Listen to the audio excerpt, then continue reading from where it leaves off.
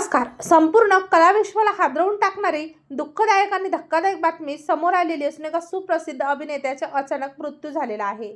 पाहूया संपूर्ण बातमी. तत्पूर्वी आपण जर तारांगण या यूट्यूब चॅनलला सबस्क्राईब केलं नसेल तर नक्की सबस्क्राईब करा.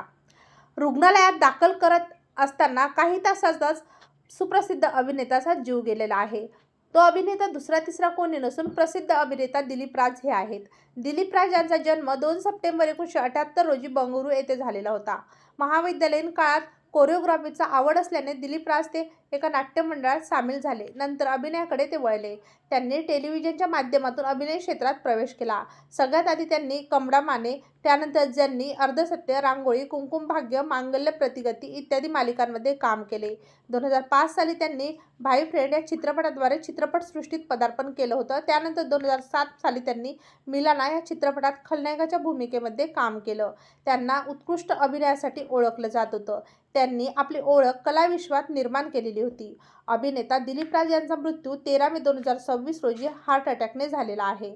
वयाच्या 48व्या वर्षी त्यांनी या जगातून अखेरचा श्वास घेतलेला आहे.